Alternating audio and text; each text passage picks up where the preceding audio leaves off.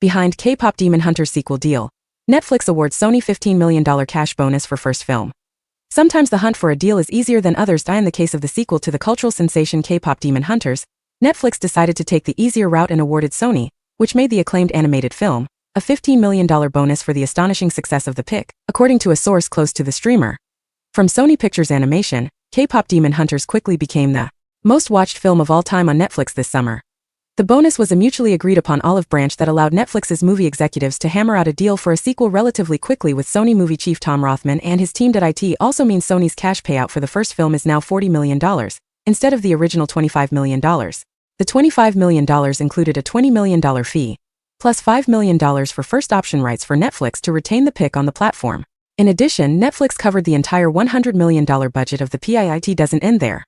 Sony also collects a margin of the production budget, as Netflix is paying the Sony-owned animation company ImageWorks, home of the Spider-Verse franchise, for work on the movie.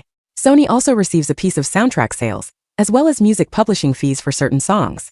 Merchandising rights, however, belong solely to Netflix. The exact financial terms of the K-pop sequel have not been revealed, but it's safe to say there are increases in every category, including some sort of success metric built in when it comes to bonuses. Whatever they are, the deal is also a boon for Netflix, which can use the sequel to keep the K-pop movement alive and thriving. Sony and Netflix declined to comment.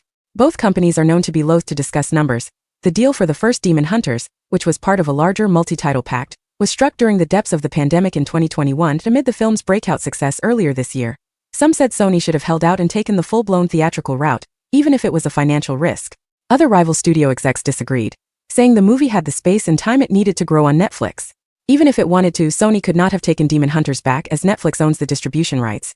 And theatrically, recouping $40 million in profit from a movie costing $100 million to produce before spending as much, or nearly as much on a global marketing campaign would have been tough. When it comes to profit margins, a studio hopes for a range of 10 to 12%.